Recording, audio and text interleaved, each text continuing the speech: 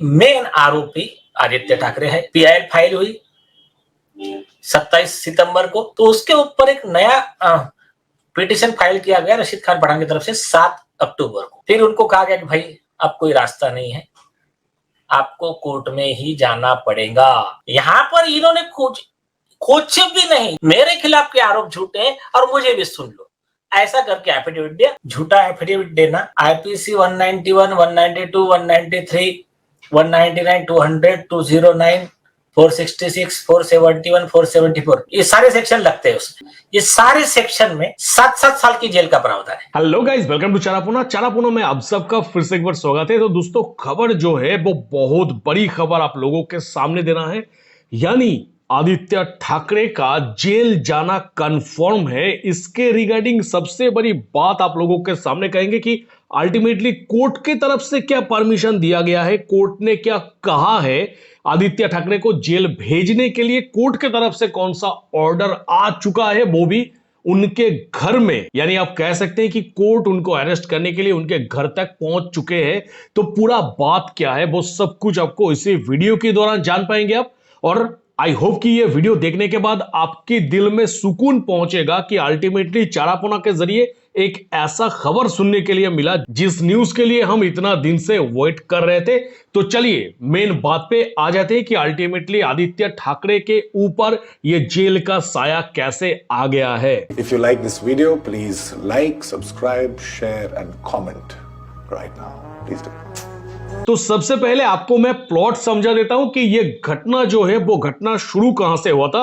Basically ये तो आपको पता ही है कि सिटीजन कोर्ट ऑफ इंडिया के तरफ से आदित्य ठाकरे को एकदम टारगेट में ले लिया गया था और साथ ही साथ आदित्य ठाकरे के खिलाफ जितने सारे सबूते हैं सब कुछ सिटीजन कोर्ट ऑफ इंडिया ने जुगाड़ करके उसको पीआईएल में डाल के कोर्ट में सबमिट कर दिया कि सुशांत और दिशा सालियान की केस में आदित्य ठाकरे का फुटप्रिंट हमें मिला है। अब ऑब्वियसली बात है कि वो पीआईएल मिलने के बाद कोर्ट के तरफ से आदित्य ठाकरे को नोटिस भेजा गया है कि कस्टोडियल इंक्वायरी के लिए।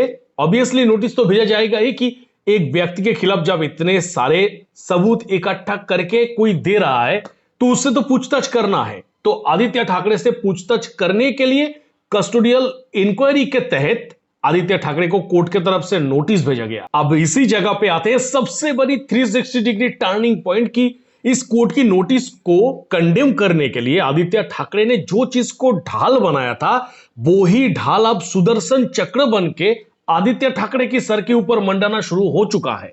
कैसे? तो कोर्ट की तरफ से जो इंक्वायरी का जो नोटिस आदित्य ठाकरे को भेजा गया है कि हम आपसे कुछ पूछताछ करना चाहते हैं, तो इस नोटिस को कंडेम करने के लिए आदित्य ठाकरे ने कोर्ट में एक एफिडेविट सबमिट कर दिया और उनका वही एफिडेविट उनके ऊपर भारी पड़ गया। कैसे? मैं डिटेल एक्सप्लेन कर रहा हूं आपके सामने, यानी मैं पूरी की पूरी चीज आप लोगों के सामने रखूंगा ताकि आपको कम से कम पूरा प्लॉट समझ में आए कि कैसे आदित्य ठाकरे को सुशांत सिंह राजपूत और दिशा सालियान की केस में जेल जाना तय हो चुका है, आदित्य ठाकरे फंस चुके हैं। कैसे?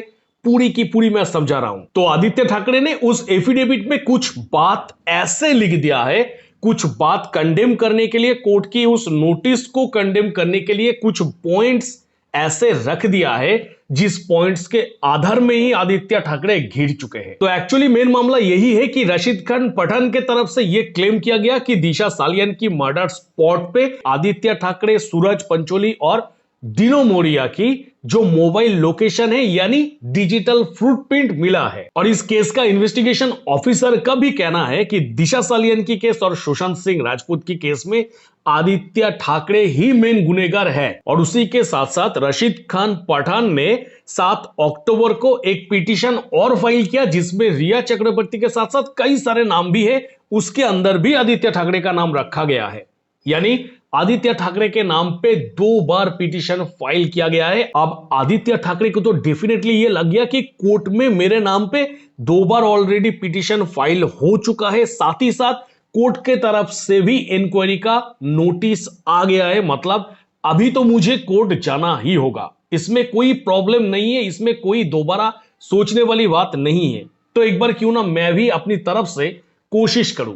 तो आदित्य ठाकरे ने क्या किया, अपने तरफ से एक एफिडेविट कोर्ट को सबमिट कर दिया और उस एफिडेविट में आदित्य ठाकरे की कहना है कि रशीद खान पठान ने उनसे एक्सटॉर्शन की पैसा मांगा है। साथ ही साथ उनके नाम पे जो सबूत वगैरह कोर्ट पे सबमिट किया गया है या फिर जो पीआईएल पे जो उनकी नाम डाला गया है, यह सब कुछ बीजेपी के तरफ से किया गया है, यानी सेंट्रल की बीजेपी, स्टेट की बीजेपी या फिर बीजेपी सरकार के तरफ से यह चीज को मदद दिया गया है ताकि आने वाले इलेक्शन में बीजेपी सरकार को कुछ मदद मिले और जिसके कारण उनके ऊपर यह षड्यंत्र किया गया है, ऐसा कहना है आदित्य ठाकरे का अपनी एफिडेविट में। और साथ ही साथ उस एफिडेविट की लास्ट में आदित्य ठाकरे कहता है कि सुशांत सिंह राजपूत और दिशा सालियान के केस में इन्वेस्टिगेशन खत्म हो गया, मेरे नाम पे क्लीन चिट भी निकल गया, फिर भी मेरे नाम पे फर्जी पिटीशन दायर किया जा रहा है। मतलब इस जगह पे सवाल बस मैं एक ही करना चाहता हूं कि वो कौन सा प्लेनेट पे रहते हैं ये मुझे पता नहीं, या फिर टाइम ट्रैवल करके कुछ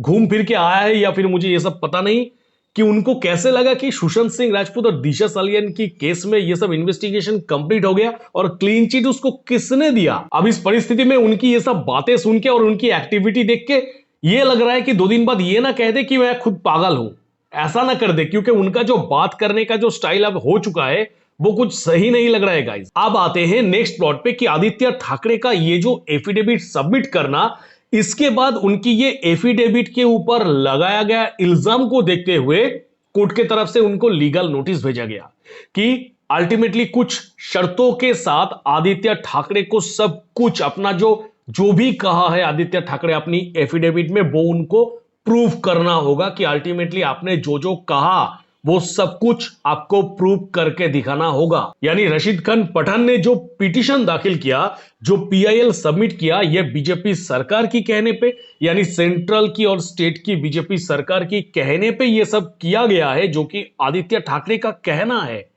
तो इस चीज को आप आदित्य ठाकरे को साबित करके दिखाना होगा। उसी के साथ साथ कोर्ट के तरफ से आदित्य ठाकरे के पास भेजा गया लीगल नोटिस में सेकंड पॉइंट में कहा गया है कि आदित्य ठाकरे को यह भी प्रूव करना होगा कि रशीद खान पठान ने आपसे एक्सटॉर्शन की पैसा मांगा है।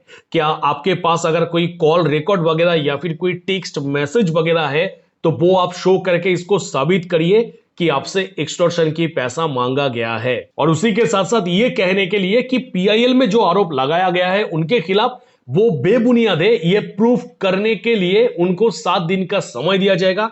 उसी के अंदर उनको प्रूफ करना है। अगर नहीं कर पाते तो उसके बाद उसको क्या करना होगा कि उसके बाद जो कि लीगल नोटिस में भी लिखा गया है कि आदित्य ठाकरे अगर ये सब चीज को प्रूफ नहीं कर पाता तो फिर आदित्य ठाकरे को देश की जो तमाम न्यूज़पेपर है वो तमाम न्यूज़पेपर की फ्रंट पेज पे एक माफीनामा मांगना होगा कि मैंने गलत आरोप लगाया है कोर्ट की पीआईएल पर।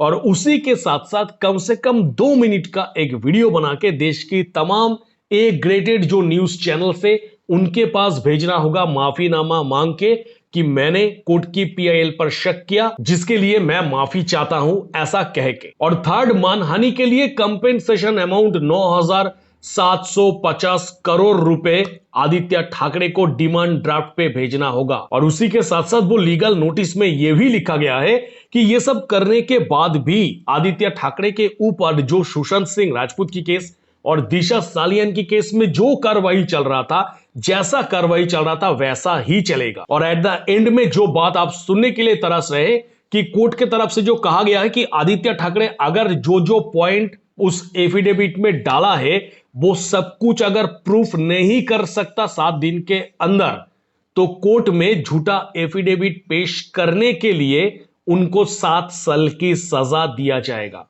7 इयर्स की सजा कंफर्म है आदित्य ठाकरे के ऊपर कोर्ट में झूठा एफिडेविट पेश करने के लिए। अब आई होप दोस्तों कि आपको समझ में आ गया कि आदित्य ठाकरे कोर्ट की पीआईएल से बचने के लिए जिस चीज को ढाल बनाने की कोशिश किया, वो ही ढाल कैसे घूम के सुदर्शन चक्र बन के उसके सर के ऊपर मंडा रहा है। शायद अभी आपको ये लाइन का मतलब समझ में आ गया है।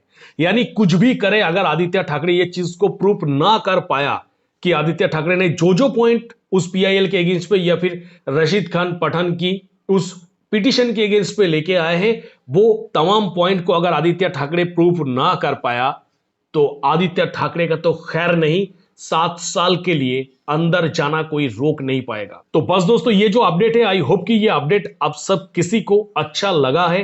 डेफिनेटली सुशांत सिंह राजपूत की केस और दिशा सालियान की केस में ये जो स्टेप कोर्ट के तरफ से लिया गया है, इतना बड़ा जो क्लैश हो चुका है फिलहाल, वो ऑब्वियसली सुशांत और दिशा सालियान की केस की जस्टिस के लिए जरूर मदद करेगा। तो बस दोस्तों, इसके रिगार्डिंग आप लोगों का क्या कहना है, आप लोग आराम से कमेंट सेक्शन पर कमेंट जरूर करिएगा। तो मिलेंगे मेरा नेक्स्ट किसी वीडियो पे। टिल देन सब कोई खुश रहिएगा, बढ़िया रहिएगा।